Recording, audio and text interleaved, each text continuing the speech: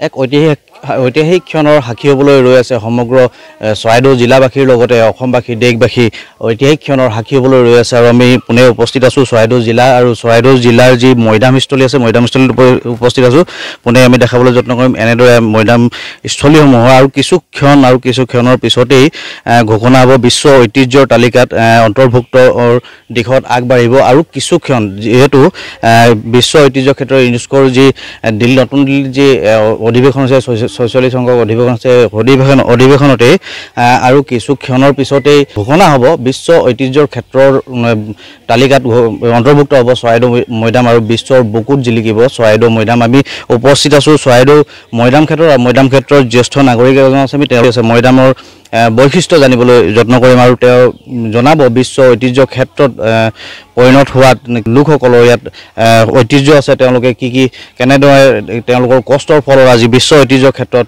পৰিণত হৈছে চৰাইদেউ মৈদাম হয় এয়া চৰাইদেউ আহোমৰ প্ৰথম ৰজাই ৰাজধানী স্থাপন কৰি নাম দিছিলে চে-ৰাই-দৈ মানে নগৰ ৰাই মানে জিলিকা দৈ মানে পাহাৰ অৰ্থাৎ পাহাৰৰ ওপৰ জিলিকাৰ নগৰ ইয়াৰ পৰা 2 কিলোমিটাৰ পশ্চিমলৈ আছে এইডোখৰ আমি যিডোখৰ আছোঁ সদ্যহতে এয়া আহোমসকলৰ যিটো বাৰিয়েল প্লেচ অৰ্থাৎ মৰিহালি অঞ্চল বুলি কোৱা হয় এইখিনি আমি ওচৰত যিখিনি আছে মৈদামৰ অৰ্থটো মই ক'বলৈ বিচাৰিছোঁ মই মানে মাটি দাম মানে দম যিটো আমাৰ সাংস্কৃতিক পৰিক্ৰমা বিভাগে দিয়া প্ৰকৃতাৰ্থত ইয়াৰ অৰ্থটো হৈছে মই দাম মানে টাই আহোমৰ শব্দত অন্তস্তৰীয় মধ্যনা দতাকাৰে দা মই মানে গা ৰহা দাম মানে হৈছে মৃতকৰ গা ৰহা অৰ্থাৎ পচি যোৱা স্থান সেয়াই মৈদাম কিন্তু কিছুৱে কয় যে মই মানে জিৰণি স্থান বুলিও কয় আৰু দাম মানে মৃতকৰ জিৰণি স্থান বুলিও কয়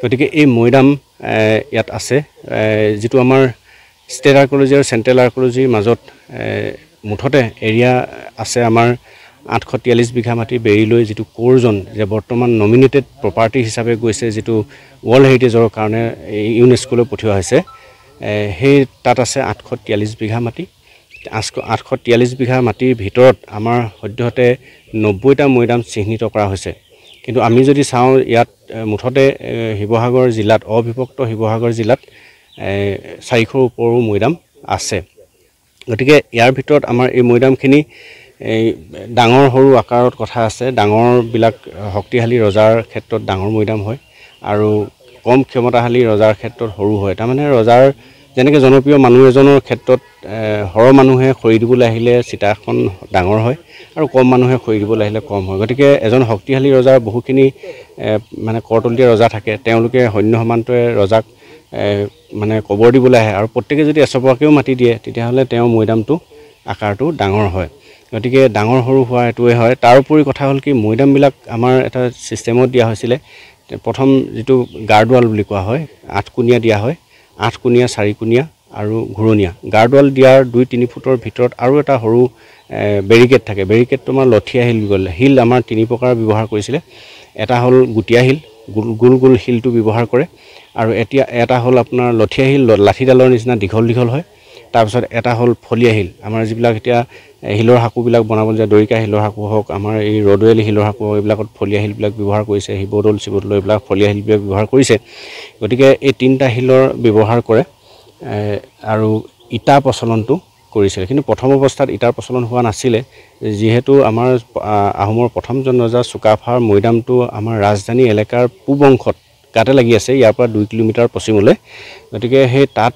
ইটাৰ প্ৰচলনটো ইমান বেছি হোৱা নাছিল এতিয়া তাত মানে সম্পূৰ্ণ এনেকুৱা কোৱা হৈছিলে যে চুকাফাৰ মৈদামটো টিকটিককৈ যোগা হাঁহ কণীৰ নিচিনা সম্পূৰ্ণ মাটিৰে গঢ়া এটা মৈদাম আছিলে বুলি কয় এইটো আছিলে পৰৱৰ্তী সময়ত এইখিনি মানুহে নষ্ট কৰিছে অলপ গতিকে এতিয়াও সেই জেগাডোখৰ আমাৰ সংৰক্ষণৰ ব্যৱস্থাত আছে যিহেতু বিশ্ব ঐতিহ্য ক্ষেত্ৰৰ স্বীকৃতি লাভ কৰিব চৰাইদেউ এই ক্ষেত্ৰত কি ক'ব আমি সঁচাকৈ চৰাইদেউবাসী হিচাপে বহুত উৎফুল্লিত হৈ আছোঁ আজি এই আমাৰ প্ৰাকখনত আমাৰ চাফাই অভিযানটো হৈছে তাৰপিছতে আমাৰ বানফি পূজাৰে পূজা আৰম্ভ হ'ব পুৰোহিতসকল আহিব পূজা আৰম্ভ হ'ব তাৰপিছতে আমাৰ যোগেন মোহন ডাঙৰীয়া আহিব। তেওঁ ইতিমধ্যে সকলোৱে এটা প্ৰীতিভোজ খাম বুলি কৈছে, যে আনন্দৰ প্ৰীতিভোজ হ'ব, যিটো আমি সকলোৱে কাম্য আছিলে, যিটো আমি সফলতাত আমি উপনীত হ'বলৈ গৈ আছোঁ। খুব কম সময়ৰ ভিতৰতে আমি ৰিজাল্টটো পাম। যিদৰে আমাৰ মাননীয় মুখ্যমন্ত্ৰী মহোদয় ইতিমধ্যে আমাৰ অৱগত কৰিছে যে আমাৰ অসমে ভাল খবৰ এটা পাব, চৰাইদেউ ৱৰ্ল্ড হেৰিটেজ হিচাপে চিহ্নিত হ'ব।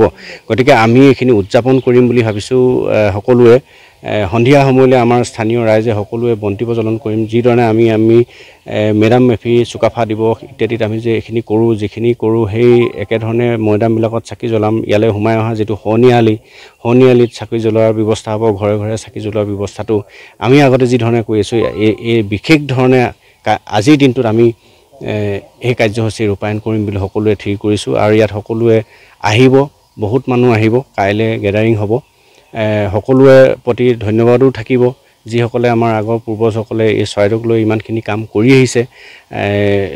যিসকলে 1952 চনৰ পৰা এই চৰাইদেউক আগবঢ়াই নিবৰ কাৰণে বিভিন্ন ব্যক্তি আছে। আমাৰ বিশেষকৈ নাম ল'ব লাগিব উমা ৰাজ কোঁৱৰ ডাঙৰীয়া নাম ল'ব লাগিব, গণেশ ৰাজ কোঁৱৰ ডাঙৰীয়া নাম ল'ব লাগিব। ইয়াত ৰূপৰাম বৰা আছিলে, আৰু কেইজনমান বিশিষ্ট ব্যক্তি আছিলে। বিশেষকৈ আমাৰ ওচৰৰ গড়গাঁও কলেজৰ প্ৰাক্তন প্ৰিন্সিপাল আছিলে তনু কোঁৱৰ ডাঙৰীয়াৰ কথা ক'ব লাগিব, অমূল্য কথা ক'ব লাগিব। তেওঁলোক আহিছিলে, তেওঁলোকে আহি চৰাইদেউক কেনেকৈ আগবঢ়াই নিব পাৰে সেইটো কৰিছিলে। অটব্য অৰণ্যই ভৰি থকা চৰাইদেউখনত প্ৰথম কেইঘৰমান মানুহ, 7 ঘৰ মানুহ ইয়ালৈ আহি পিনে তেওঁলোকে ইয়াত এষ্টাব্লিছ হৈছিলে। তেওঁলোকে জৰিয়তে এইখিনি আগবঢ়াই নিয়া হৈছিলে। পাছত ইয়াত মৈদাম সংৰক্ষণ সমিতি বুলি এখন খোলা হ'ল। মৈদাম সংৰক্ষণ সমিতিয়ে মৈদামবিলাক অকণমান চাফ চিকুণ কৰে। তেওঁলোকৰ চাউফাসকলৰ পূজাৰ কাৰণে তৰ্পণ পূজাৰ কাৰণে 42জন ৰজাৰ 42খন শৰাই দিয়াৰ কাৰণে বহুত মানুহ গোট খায়, আৰু সেইধৰণে আলোচনা চক্ৰ হয়। আলোচনা চক্ৰত আমাৰ মংগোলীয় আৰু থাইলেণ্ডৰ পৰা প্ৰতিনিধি আহে, ইয়াৰ জ্যেষ্ঠসকল আহি সেই আলোচনা চক্ৰৰ জৰিয়তে কামবিলাক কৰিবলৈ বিচৰা হয়। তাৰপিছত কীৰ্তিচিহ্ন সংৰক্ষণ সমিতি গঠন হ'ল। প্ৰাচীন কীৰ্তিচিহ্ন সংৰক্ষণ সমিতিয়ে কিছুমান কাম কৰিলে।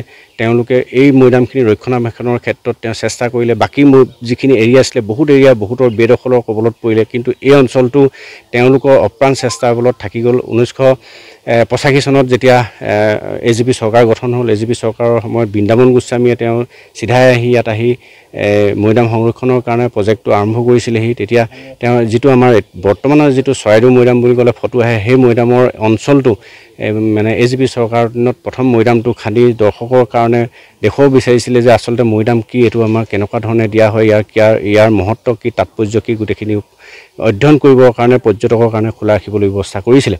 তাৰপিছতে আমাৰ কেন্দ্ৰীয় পুৰাতত্ত্ব জৰীপ বিভাগ আহিলে। জৰীপ বিভাগেও ইতিমধ্যে এটা মৈদাম খান্দিছিলে। সেই মৈদামটোত আমাৰ 5টা লাওখোলা ওলাইছিলে। 5টা লাওখোলা থকাৰ কাৰণে গম পোৱা গ'ল যে ৰজাৰ লগত আৰু অন্যান্য ব্যক্তিসকলক দিয়া হৈছিলে, আৰু সেইটো আমি যিহেতু কথিতভাৱে শুনি আহিছিলোঁ, সেইটো আমাৰ চাক্ষুষ প্ৰমাণ হ'ল যে তেওঁৰ লগত আৰু মানুহ জীৱন্ত অৱস্থাত দিছিলে। এতিয়া 5টা লাওখোলা পাইছিলে, হাতী দাঁতৰ টুকুৰা, কৰি, চালপিৰা, খুৰা, এনেকুৱা ধৰণৰ সোণৰ লটকন তিনিপট পাইছিলে সৰু সৰু। তাৰমানে জনা গ'ল যে সেই ৰজাৰ লগত ৰজাৰ ব্যৱহাৰ কৰা সকলোবিলাক সম্পদ তেওঁৰ লগত দি দিয়া হৈছিলে। যে কাপোৰ কানি যিখিনি ব্যৱহাৰ কৰিছিলে সেইখিনি দিছিলে, অলংকাৰ পাতিবিলাক দিছিলে। তাৰপিছত তেওঁৰ লগত ব্যৱহাৰ কৰা তামোল পাণ খোৱা, খুন্দুনা, ডাব কটাৰী, মানে চূণৰ টেমা, তামোলৰ টেমা ইত্যাদি দিছিলে। তাৰপিছতে ভাত খোৱা যিবিলাক পাণ কাঁহী, বাতি, ভোগ জৰা ইত্যাদি এনেকুৱা ধৰণৰ বস্তুবিলাক বেলেগ বেলেগ কাঁহীত বেলেগ বেলেগকৈ দি তেওঁক যিধৰণে জীৱন্ত মানুহ শুৱাই দিয়ে তেনেকুৱা ধৰণে সেইধৰণে দিয়া হৈছিলে। গতিকে এই বস্তুখিনি বিভিন্ন সময়ত যিখিনি লুটপাটকাৰী আহিছিলে, মিৰ জুমলাই 7টা মৈদাম খান্দিছিলে। মিৰ জুমলাই 7টা মৈদাম খান্দি তাৰপিছতে মান আহিলে, ব্ৰিটিছ আহিলে, সকলোবিলাকে এই মৈদামবিলাক লুটপাট কৰি নিলে। লুটপাট কৰি নিয়াৰ আমাৰ নিদৰ্শন এতিয়াও আমি পাওঁ। মৈদামবিলাকৰ ভিতৰত প্ৰত্যেকটো মৈদামতে একোটা গাঁত আছে। গাঁতবিলাকত যে আমি খান্দি যাওঁ, ভিতৰৰ যিটো পকা গৃহ আছে, সেই গৃহটোৰ ভিতৰত সোমাই গৈ তাৰ পৰা বস্তুবিলাক উলিয়াই লৈ যোৱাৰ নিদৰ্শন আমি পাইছোঁ। গতিকে এতিয়া আমি শেহতীয়াকৈ এটা মৈদামৰ দৃশ্য উপস্থাপন কৰিবৰ কাৰণে শেহতীয়াকৈ আমাৰ ডিপাৰ্টমেণ্টে খান্দিছিলে, আৰু সেইখিনি সদ্যহতে আমি দেখিবলৈ পাইছোঁ। সেই মৈদামটো ইতিমধ্যে লুটপাট কৰি নিছে। তাত আমাৰ মানুহৰ হাৰ্ডি ওলাইছে, তাৰপিছতে 2 এপদ কৰি ওলাইছে। তেনেকুৱা ধৰণৰ বস্তুখিনি বাহিৰে বৰ বিশেষ বস্তু তাত পোৱা নগ'ল। গতিকে এই মৈদামবিলাক তেনেকুৱা ধৰণে সেই পকা ঘৰ, প্ৰথম অৱস্থাত মৈদামৰ পকা ঘৰটো বনোৱা হয়, যিটো আমি ৰুংদাং বুলি কওঁ। ৰুংদাংটো প্ৰথমতে ইটাৰে বনাইছিলে, তাৰপিছতে প্ৰথমতে কাঠেৰে বনাইছিলে, তাৰপিছতে মাটিৰে বনোৱা হ'ল, কি ইটাৰে বনোৱা হ'ল। ইটাৰে বনাই লৈ ৰুংডাঙৰ ভিতৰত মৰাশটো ভৰাই দি তেওঁ ব্যৱহাৰ কৰা অলংকাৰ পাতিখিনি দি ওপৰত মাটি জাপি মৈদাম কৰি দিয়ে। মৈদাম কৰা আকৌ মাটিটো নখৰিবৰ কাৰণে ইটাৰে আকৌ এটা লেপ দিয়ে। গতিকে এনেকুৱা ধৰণৰ মৈদামবিলাকৰ ষ্ট্ৰাকচাৰটো আছে, কিন্তু ওপৰত নখৰিবৰ কাৰণে মাটিৰ লেপ দিয়া ব্যৱস্থাটো সকলো মৈদামতে নাই। যেতিয়া ইটাৰ প্ৰচলন হোৱা নাছিলে তেতিয়া কিন্তু এই বস্তুটো দিয়া হোৱা নাছিল।